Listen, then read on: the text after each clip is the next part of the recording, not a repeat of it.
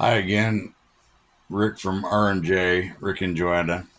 Say hi, Joanna. Hi, Joanna. Anyway, my wife and I were just sitting here talking about something that I found of interest. Um, the prison system in California was overcrowded, violent in the 60s and 70s. There was riots and yada, yada, yada.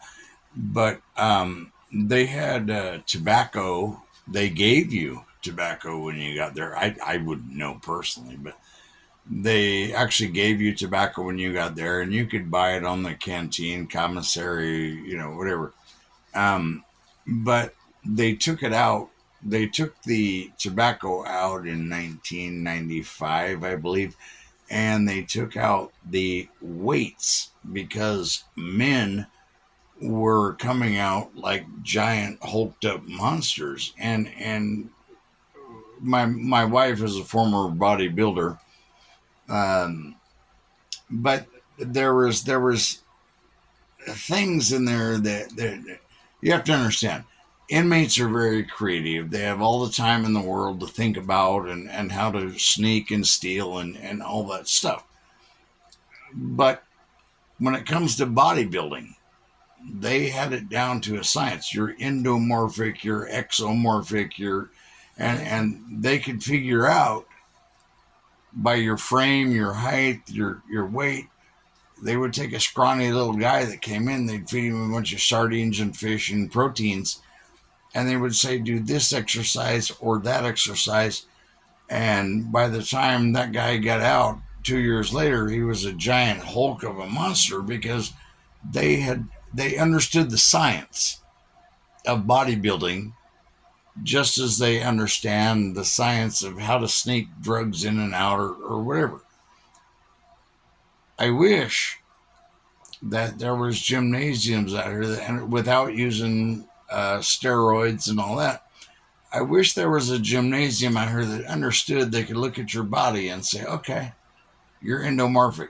You need to do more curls than bench press or whatever. You know what I mean? I'm looking at that now, looking back at things, and the prisoners had it down to a science. They knew what they were doing, just like all their other things. They're nefarious things or whatever, but and there's a reason for it. When you have so many black and so many white and so many Hispanic on a prison yard, you want to build up and make as many soldiers and warriors that you can for the battle that's sure to come. I mean, um, and so they purposely they had a thing called make a wood, don't break a wood, which means that when a white guy, a skinny little scrawny white guy comes in, they'd start feeding him protein and pump him up and make him big, so that when the riot broke out, you got one more soldier. Um, I think that it's an important thing. The California Department of Rehabilitation. There's a joke. Um, they took all the weights out on purpose because the parolees were getting out and running off with the parole officer's wife because they were all yoked up. Women loved them, and the cops and everybody were scared of them because they were big old hulked up guys. I mean, so they were outgunned basically. So they took all the weights out of the prison system and they melted all the metal down and made daihatsus, I guess. I don't know. But my point is, there's a science to it.